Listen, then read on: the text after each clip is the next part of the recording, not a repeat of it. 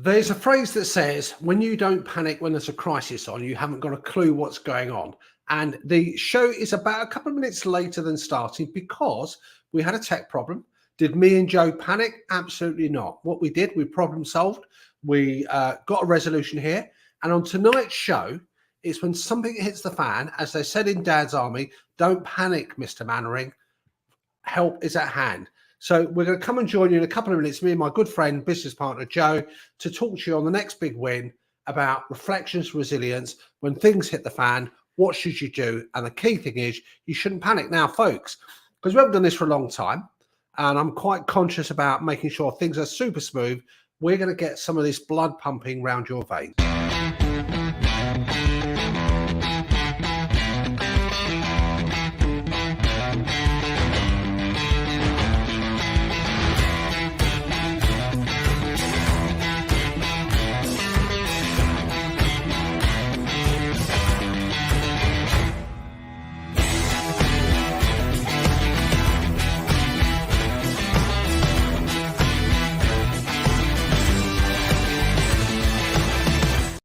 And as I said, we're back in the room, Joe. We are back in the room. Yeah, it's good to be here. And as Mahmood said, we had a bit of a tech issue, which we couldn't hear each other or anything. So here we are, and we didn't panic. We just sort of steadily worked through what might be wrong, turned it off and on again, which is always the best solution. The classic, we are IT people in the making. Yes, yes, I'm supposed to be a tech person, but yeah, turn it off and on again, and here we are. So yeah, it's really good topic. I think, particularly with everything that's going on in the world and how many entrepreneurs are feeling right now. That there's a lot, and it keeps changing, isn't there? And I think when we were chatting, weren't we, about topics to do, and we were thinking, well, we're still in that time, aren't we? In time and that age where financial landscape looks very challenging. We're entering into the era of more fiscal drag. Businesses are finding it tight. Some businesses are very successful, and it's very, very easy but foolish, perhaps, to get into a panic, to think the end is nigh, and all the rest of it. But if anything, that is not the thing to do when a situation looks quite, challenging to face you. Yeah, I agree. I think, and we should all be doing this all the time anyway, and especially so when things seem uncertain and when things seem challenging, is to take a step back really and assess the landscape, and as if it's, as if you're playing a game of chess almost, take that step back and really think through what's going on and what might some of the best moves forward be. And being agile as well. But we can only think clearly when we're not panicking. We can only think clearly when we are taking that step back, a deep breath, and pausing, and what I call it going slower to go faster. Yeah, I like that. And I like that analogy of the chess game as well, because I think for me, it's that period of contemplation, because I think that sometimes we can be moved into, either by others or ourselves, to actually acting very quickly when actually you haven't paused. You haven't taken a breath, you haven't looked around you, you haven't assessed the circumstances, you haven't checked your data, you haven't spoken to people, and you make a knee-jerk reaction, which you can't unwind once it's done here. So I think that's a great analogy there, Joe. It's that calm, it's that sharp intake of breath. It's like trying to get some equilibrium in yourself and then actually making those decisions, not taking forever on them, but doing them very quickly and very agilely, as you said. Yeah, because what happens when we panic, essentially, it's, as you know, Mahmood, it's an amygdala hijack. So it's the emotional part of the brain takes over. It's that fight, flight, or freeze response. And what happens is, the body the body channels all its energy into, into protection, and that means that we zone in and blood pressure goes up and all those things, but we don't think as clearly and in as balanced a way as we might do if we weren't panicking. So we can make some sort of emotional knee-jerk decisions that don't affect us, and that we're going to have to unpick a bit later, I think. 100%. I mean, it's easy said and done, but for folks, it's sometimes the simple solution is the best. And before me and Joe carry on with the conversation, by the way, just to remind you, because we haven't been on air for a few weeks now, is that if you're coming into the conversation now, we'd love to hear from you. If you've got any comments or thoughts about how you might deal with panic, how you might deal with challenges. You know, what's your typical approach? Is it something you like? Chuck that into the chat box, the comments thing. What should we do? A hashtag don't panic, Mr. Mannering, or do you I think that's think too so. long-winded? I think so. That'd be good. Although Mr. Mainwaring is quite difficult to spell. I hadn't realised it was spelt the way it is Yeah, until. it's Mainwaring, isn't it? It's Oh, weird. yeah, it's good. Yeah. So what if anything? I'm sure not so much anymore. But what used to make you panic, or what can lead to panic for you, Mahmood? What sort of thing in business? I think for me, the biggest thing that causes maybe anxiety is a bit strong, but panic, okay, is actually the unknown. So, for example, if I go right back as an analogy, I know when I did my driving test, first and only time, but I should say, because I passed first time, just drop that in. But when I did my driving test, I had no idea what it was involved. So you just create images in your mind what it was like. But once I got a video, my driving instructor at the time lent it to me and saw what the actual test was, it broke it down and it make it more manageable. So for me, it's the unknown, and that's why I really like to talk, investigate, to find out what's ahead of me. Doesn't mean I'm going to, copy what everybody else has done, but that for me is probably what causes the biggest panic. That literally I haven't got a clue in the area that I'm going in, so I need to do some research and conversations to find out, what I might be letting myself in for. Mm. It's interesting, isn't it? I don't know. I'm going to get this wrong probably, but I think it was someone like Mark Twain. It might have been Mark Twain that said, that most worries are things that, never happen. They're worrying about a future that's is probably never going to happen.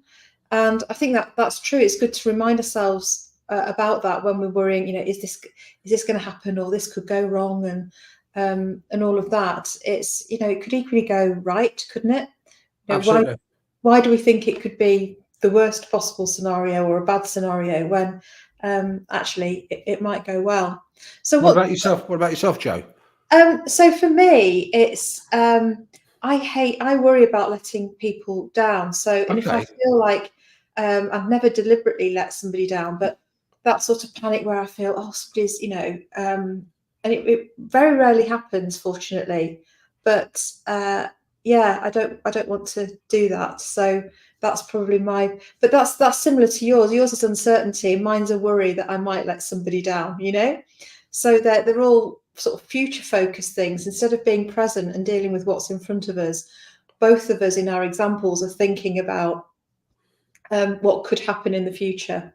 So curiosity then. Okay. So in terms of the thing that's in front of us, because I think there's going to be some people, by the way, if they look in terms of what's happening in the current landscape, you're very young. I'm old enough to know that this sort of stuff has happened before. So it's not the first time in an economic cycle that we face challenges of this magnitude. How do you tend to cope with it? Well, thank you. You've made my day. I'm 55 in September, so You're still a baby. Not very young. I'm not very young. So how do I deal with it? I think over time I've learned that it doesn't serve me well to worry.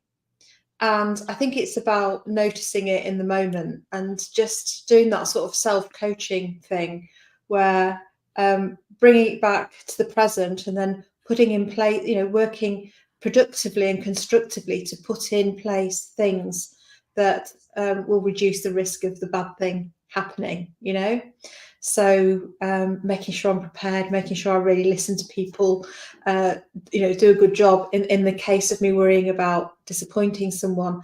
And I think it might be harder thinking about the future and the uncertainty of that. But there's something about building confidence in ourselves that whatever life throws at us, we're pretty resilient people. We're entrepreneurs, we'll figure it out.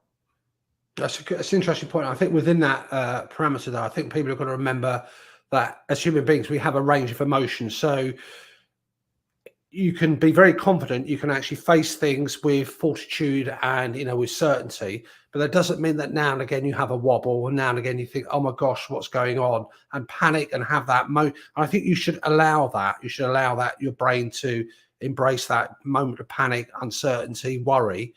Next day is another day. Yeah, it is. And I think one thing that I used to do, and I am going back quite a long way now, but one thing I used to do was what's called rumination, which is worrying about the same thing over and over, or replaying a scene over and over in your mind as something that's happened, didn't go the way you wanted it to, and you thought you could have done it better. And what I've learnt to do, that's really unhealthy. So what I've learnt to do is allow myself to do that a few times. And then if I don't feel like that's moving me forward, I'm not getting any solutions from it, or I'm not feeling better as a result of that, then it's time to just disrupt, stop what you're doing, and go for a walk, make a cup of tea, just do something completely different to jolt out of that phrase. So I think it's really about a lot of self-awareness and not letting the circumstances, lead and drive your emotions in this sort of uncertain business environment that we're in. I'm also picking up those elements. That self-awareness, I think, is really key. But I think there's also a little bit of looking after yourself in terms of that well-being here, because I think really one of the most valuable organs in your body is what's between your ears. And I think if that doesn't stay healthy, and it doesn't stay sharp, if you don't get that exercise, if you don't get that moment away from the immediate surroundings, like going for that walk. I think I'm trying to give some names in history when we've had calamities and major catastrophes. Good leaders, good strong leaders actually take time out to actually go off, relax, enjoy themselves, just have a bit of thinking time, and that actually really makes it solidifies their themselves to actually deal with any adversity. So it's not always being stuck in the vortex of it. Always, you've got to get away from it. Yeah, I completely agree, and I think to optimize well-being, we need self-awareness. So the two very much go hand in hand, don't we? We need to tune in with how we're doing at the moment, and is there anything that it would benefit us to change about that, like stepping out of the situation for a moment, taking a few deep breaths. I think most tough situations in business, from a day-to-day, scenario, most of them do pass over time. They do go over time. I can think of some locations and some situations where actually things have gone on and on and on for a very, very long time. So with that, I think it's about being quite stoic and being in it for the long haul, and seeing that this is about a marathon, an endurance. It's not a sprint, and managing energy accordingly, and really being mindful of that. It's that flip side, isn't it? About when they say about overnight success is typically several years in the making. And it's interesting actually, because I think you've met thousands of characters, Joe, in your sort of business career and your working career. Some people aren't always, shall we say, as self-aware as others might be. So therefore, I think you need to make sure you surround yourself with good people, that you don't live in an echo chamber, so that you have got people who feel comfortable, and you create that environment where they can challenge things that are going on. Obviously, you've got to have that certainty of leadership to know what to take on and what to listen to, what to hear. But I think if you're dogmatic and you refuse to take any input from anybody else, in one respect, that could be quite commendable, but in most cases, that can be quite dangerous as well. Yeah, it's the ideal, that sweet spot, isn't it, between really taking on board other people's advice and insight and suggestions, but still having your own vision and knowing what to play in when. I think it's a judgment call. But resilience is a really interesting thing, and it does go up and down according to what else we've got going on in life, how well we've slept, just particular mood on a particular day. So that, tuning in and just trying to be consistent. And I quite like sort of the Stoic philosophy that nothing is particularly good and nothing is particularly bad. It is what it is, and it's how we respond to that matters. And from a business, we're talking about in a business context here, then it's having that problem-solving mindset all the way through. 100%. And I think that how you react to something is actually within your remit, within your control. I would actually say on top of that, there are actually practical things that you can do as well that minimises the anxiety and boosts up the resilience. And I think when me and you spoke during lockdown period here, those still basic things that you do in good times, you should do in bad times, is about planning. So if you've got some idea about how your route map for the future should look like here, and you're monitoring it, and you've got your KPIs and everything else here, that is a really powerful tool actually, just to say, you can maybe not necessarily predict things, but you can actually foresee that if calamities ahead, what's your thought process for dealing with it.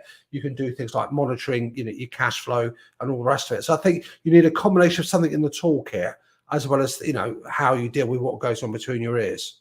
Yeah, and if you are worried about something going wrong, it's thinking, okay, if that does happen, what would I do? And then putting a plan in place so that that actually, if that thing does happen, if the worst does happen, you're okay. You've got a strategy ready to roll with that will sort that out and mitigate, reduce the impact of it. So yeah, so the sort of and I think that sort of readiness, again, it builds self-confidence and it builds resilience, doesn't it? Yeah, by thinking through. In your sorry, Joe, in your toolkit, then what's the one or two tools that you take out of the toolkit? So in addition to your self-awareness and in addition to looking after yourself and your well-being? I think the key thing is to build self-efficacy, that particular form of self-confidence, which is whatever comes my way, I'll figure it out. Even if I don't know how to figure it out yet, I know that I've got it within me, the capability, the resourcefulness to figure it out. And that comes from lots of experience, getting lots of things wrong, experiencing lots of challenging times, having successes as well. It's about having that rich diversity of experience to pull on and being in lots of different situations. So really building that self-efficacy and reminding myself of, times that may have been as tough or even tougher that I've dealt with before. And this time it won't be any different. I'll deal with it, I'll sort it, and be all the stronger for it coming out on the other side. How about you? Yeah, interesting. I think there's a few things. I think because we work very well together, we're friends and all the rest, so we share common traits. So for me, I've got not a reckless attitude to things here, but ultimately, for me, I always have that attitude. It doesn't matter, because if things do go calamitously wrong, there's always a solution. There's always an alternative. There's always an option. It's not the end of life and all the rest of it.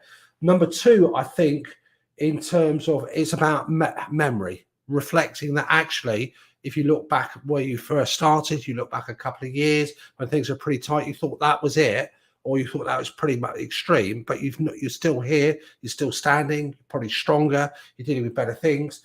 I think for me, also having a sense of humor and a sense of fun, shall we say, not being completely reckless, I think is really important here. So you've got to keep sight of the fact of being a normal person, as far as that's concerned, because your stress and anxiety can affect the team, it can be quite toxic for those people around you, and it's really important that you keep that. And perversely, I actually thrive. I'm not thriving better. I actually like things sometimes when they're really challenging, because I love that problem solving. I love thinking, right, okay, you got something which looks really calamitous. 99.99% of the time, I always think there's a solution to that.